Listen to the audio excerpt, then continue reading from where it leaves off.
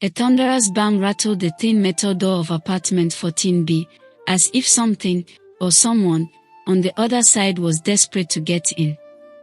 Amara froze, a chill racing down her spine, and little Chioma's wide eyes reflected the single flickering bulb overhead. Then came the whisper, a soft, sorrowful sigh that didn't belong to any living thing. Before Amara could react, the old wooden wardrobe across the room shuddered, its doors creaking open on their own, revealing nothing but empty hangers. The spirit had arrived, and it wasn't here to play. Hey everyone, welcome to Storytime Africa. I'm so glad you're here with us tonight as we dive into a haunting tale straight from the heart of Port Harcourt. If you love spine-tingling surprises, deep family bonds, and a twist that will warm your soul, you're in the right place. Now, let's step through that rattling door together. Amora Okonkwo pressed her back against the peeling wall, ears straining for any sign of movement. Her two children, Chioma, age 8, and little Ejiro, barely 5, huddled close, clutching her Ankara skirt. Just days ago, the death of her husband, Kolu, had left them adrift, their savings vanished by funeral costs and rising rents. So when they found this dirt cheap flat in the slum district, Amora bit her lip and signed the lease without a second thought. Now, standing in the dim glow of a lone bulb, she wondered whether desperation had led them into a trap. The flat had seemed ordinary at first, if run down. Cracked windows, rusted hinges, a leaking tap. But it was shelter. It was a door to close at night. Yet from the moment they moved in, strange things began. Ejiro complained of someone singing lullabies in his ear, songs Amora had never sung. Chioma, brave and bold like her father, scoffed at first, until the bedroom mirror fogged up one night with words scribbled into the mist, "Still here." Amora dismissed it all as the toll of grief, fatigue, and too many sleepless nights. But that illusion shattered when Chioma screamed at dawn, waking the entire block. Her blanket had been pulled off, and she swore she saw a woman sitting at the edge of her bed, weeping. Now, the footsteps echoed again, slow, deliberate, and achingly sorrowful. Amora inhaled, summoning courage as the door creaked open on its own. A pale figure drifted through the gap, translucent but unmistakably human, a woman in a tattered wrapper, hair matted and eyes brimming with tears. The air grew heavy, the stench of decay mixed with the faint scent of gardenias. Chioma whimpered, and Ejiro squeezed her mother's hand until Amora's knuckles went white. Who are you?" Amora stuttered, voice barely a whisper. The figure's lips parted in a sad smile. "I am Kechi," she sighed, voice echoing like a distant wind chime. "I lived here once, and died here, still carrying my pain." Amora had heard countless ghost stories, but none so raw, so desperate. Instead of fear, she felt a strange ache of empathy for this restless spirit, bound by her own grief. Amora, softening. "Nkechi, I'm sorry you suffered. We didn't know." Nkechi drifted closer, as if drawn by Amora's gentle tone. The wooden floorboards groaned under her weight, though no weight should have existed. "I'm not here to hurt you," the spirit murmured. "I've been trapped by my own anger and sorrow. But your presence, your children, they remind me of what I once had." Amora blinked through tears she hadn't noticed forming. She instinctively pulled her daughters closer, wrapping her arms around them protectively. Chioma clutched her waist, burying her face into Amora's side, while Ejiro stared wide-eyed at the ghostly figure, too afraid to blink. What happened to you?" Amora asked, her voice trembling. "Why are you still here?" Nkechi's form flickered as though the memory she was about to recall disturbed even the afterlife. "This house, it was mine once," she said, her voice a fading whisper. "During the floods of '98, my son, my only child, he fell sick. There was no one to help. We were forgotten. He died in this very room, in my arms.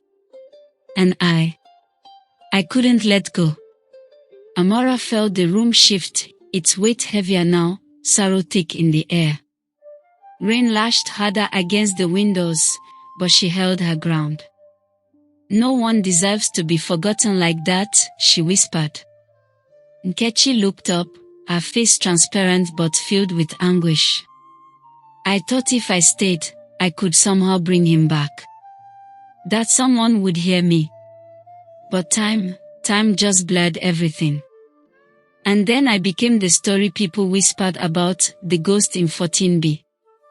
Outside, thunder cracked like a whip across the sky. The lights flickered. "You're not a monster," Amara said. "You're a mother." The ghost's translucent eyes glistened, a tear slipping down cheeks no longer flesh. "Your girls, they laugh like he did. Ejiro even hums the song I used to sing him to sleep. That melody. I hadn't heard it in years." Amara gasped. "She hums that on her own. I never taught her that song." For a long moment, there was only the sound of the storm and the breathing of the living. Then, a sudden gust slammed the bedroom window open, sending shards of rain across the peeling wallpaper. Chioma gasped, scrambling into Amara's arms. Ejiro began to sob softly. Instead of lashing out, Nkechi sat on the edge of the broken bed frame, head bowed. The tension that had gripped the room softened into a mournful hush. Over the next hour, shadows danced across the bare walls as Amara coaxed the story from Nkechi. She had been a mother once, her husband killed in a land dispute, her dreams shattered by grief. Too proud to live, she withered away in apartment 14B, her anger poisoning her soul until she could no longer cross to the other side. Amara sat still on the edge of the creaky bed, her arms wrapped around herself as if warding off the chill that had settled in the room since they moved in. The bare light bulb flickered overhead, casting long, trembling shadows that seemed to stretch and breathe along the peeling wallpaper. She tried to picture Nkechi as she had once been, vibrant, full of love, her laughter bouncing off these same walls, her arms once filled with children of her own. "She died in sorrow," Amara murmured, almost to herself. But she stayed in rage. There had been signs, of course. Whispered voices in the night. Toys moving on their own. That unsettling cold in the hallway, and Chioma waking up crying, saying the sad woman washed her sleep. Amara had dismissed them at first, chalking it up to the stress of the move, the trauma of losing their father. But the dreams, her own dreams, had become too vivid, too real. Always the same voice calling, "Help me. Please, help me remember who I was. The pieces fit now." Nkechi's spirit was trapped, her grief unresolved, her anger a cage she couldn't see beyond. The apartment wasn't haunted by evil, it was haunted by heartbreak. "Amara, you don't have to stay angry," she whispered. "Let us help you find peace." Chioma, clutching her favorite rag doll, tiptoed forward. "Mama, maybe she just needs a friend." Nkechi lifted her head, eyes glistening at the child's kindness. Ejiro offered his small toy car. "It's okay," he said, voice trembling. "You can play with us." For a heartbeat, Port Harcourt returned to warmth, the distant hum of generators, the scent of rain-soaked earth drifting through the cracked window. In that moment, the ghost flickered, first uncertain, then steadier, as if absorbing the living light around her. The next days were a whirlwind of odd occurrences, water spilling from empty taps, laughter echoing down silent halls, and gentle lullabies drifting through the night. Amora found herself humming along, her heart growing lighter even as her family settled into their humble new home. It was the kind of place most people hurried past, peeling walls, a broken gate, and windows smudged with time.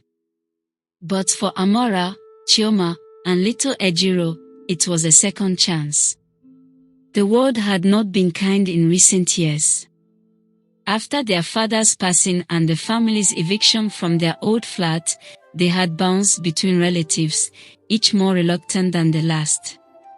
When Mom Nkechi passed, leaving her house unclaimed, a distant aunt quietly handed Amora the key, whispering that it had a spirit of its own. At first, Amora thought it was a metaphor, until the house began whispering back. Chioma, now 7, was the first to speak of a friend named Auntie Nkechi, who braided her doll's hair at night. Amora dismissed it as imagination until she started noticing the way the curtains moved when there was no wind, or how the old clock in the sitting room would chime only at midnight, despite not being wound in years. Late one evening, as the last of the harmattan breeze swept through the corridor, Amora wandered into what used to be Mama Nkechi's bedroom.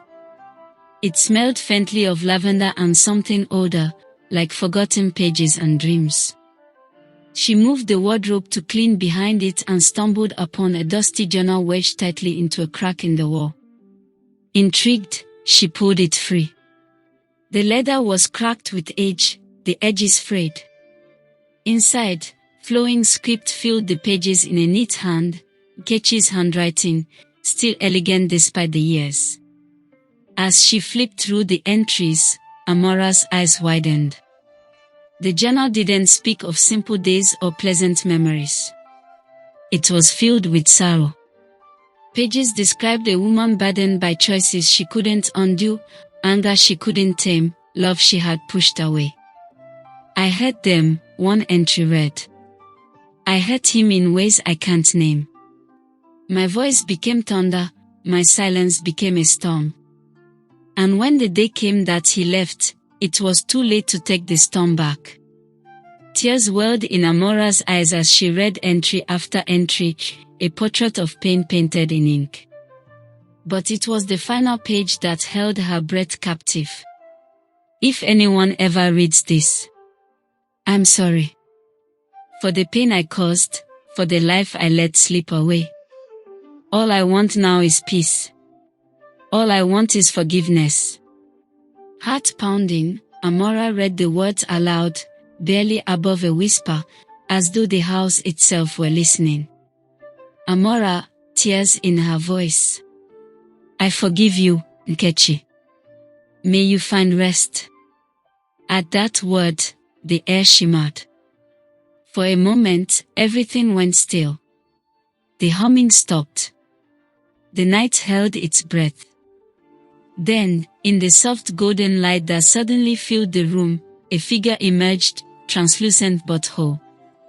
Nkechi's spirit stood there, regal and radiant, her features peaceful and kind. For the first time, she smiled, a real, radiant smile that erased years of anguish from her face. She reached out her transparent hand toward Amora. Amora, trembling, stretched her own. The moment their palms touched, she felt a warmth bloom in her skin, soft, like sun through a window, like the first hug after a long winter. Behind her, Chioma gasped. Ejiro clapped his small hands, pointing at the glowing lady in the room. As Nkechi's form began to dissolve into soft, golden motes, drifting upward like glowing raindrops, the children watched with wide, reverent eyes. A hush fell over the house, a silence not empty but full of peace, full of endings and beginnings. A single white gardenia dropped gently to the dusty floor, resting at Amora's feet. She bent to pick it up, breath catching in her throat. The flower was real, soft, fragrant, untouched by time. a gift, a goodbye. But the days that followed were anything but ordinary. Though Nkechi had gone, the house didn't return to stillness. It felt awake now, alive in a different way. The dripping tap stopped, but the warmth remained. The midnight clock stopped chiming, but now played soft lullabies that only Ejiro seemed to hear. Laughter no longer echoed from the halls, but Chioma began to giggle in her sleep. More surprising, though, was the garden. Once overrun with weeds and dust, the yard behind the house began to change. Slowly, naturally. White gardenias began to bloom, even though it wasn't their season. Vines crept along the broken fence, thick with green leaves. The mango tree Amora thought was dead started budding anew. One afternoon, while hanging laundry, Amora saw a young woman standing just outside the fence, watching quietly. She was barefoot, wearing a faded wrapper and holding a tattered book close to her chest. "Hello," Amora called. The girl smiled. "I used to live here. A long time ago." There was something familiar in her eyes. Something both old and young. "I'm Amora," she said, walking toward the fence. "I'm Adiz," the girl replied, fingers brushing the gate.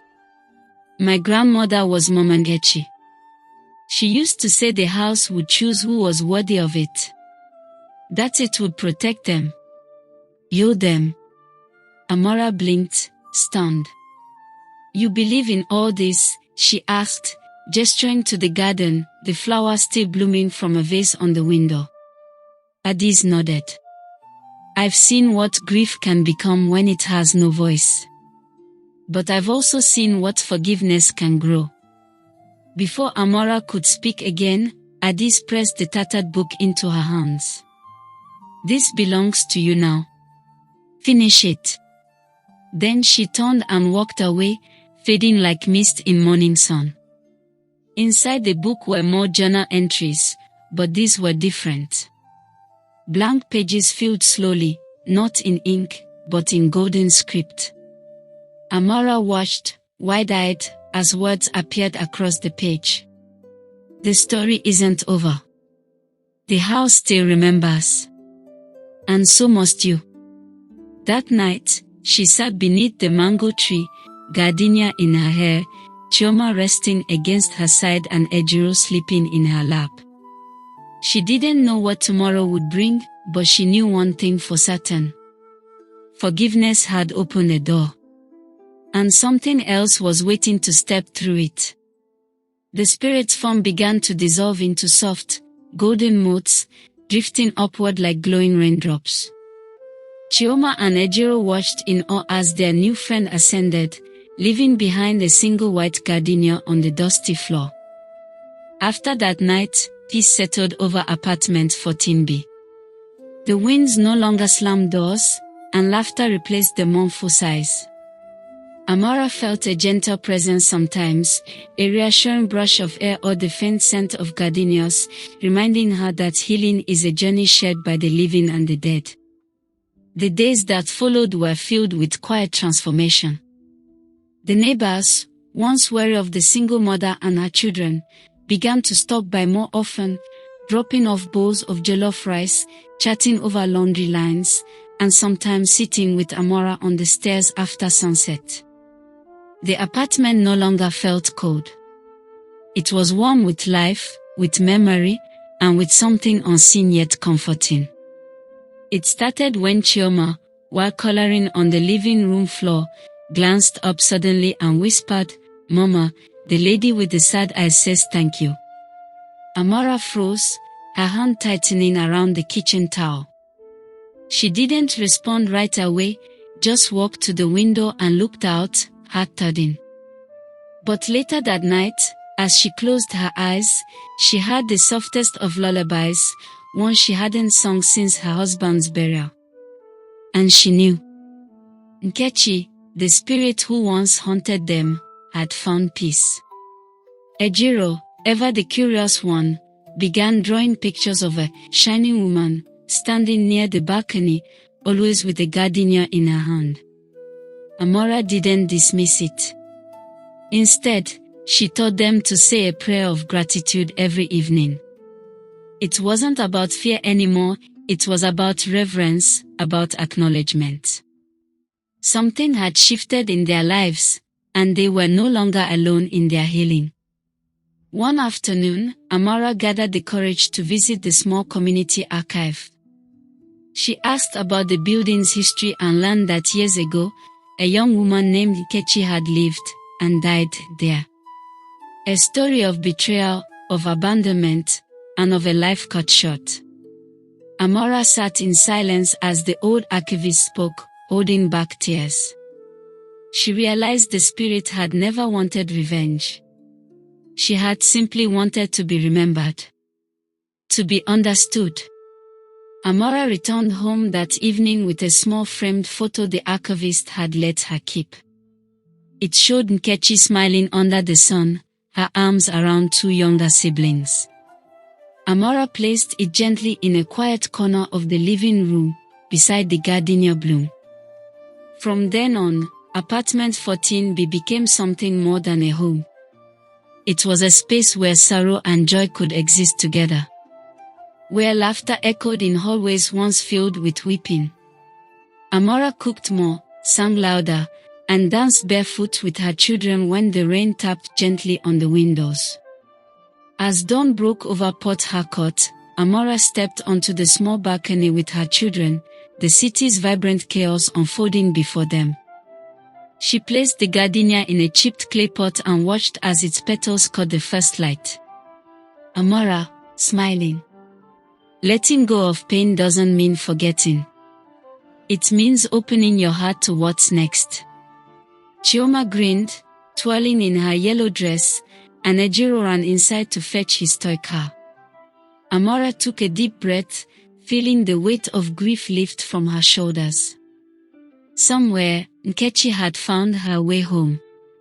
If you enjoyed The Spirit in Apartment 14B, don't forget to like, comment, and subscribe to Storytime Africa for more captivating tales from across our diverse continent. Share this story with your friends, and let us know in the comments, what ghostly encounter would you forgive? We read every story.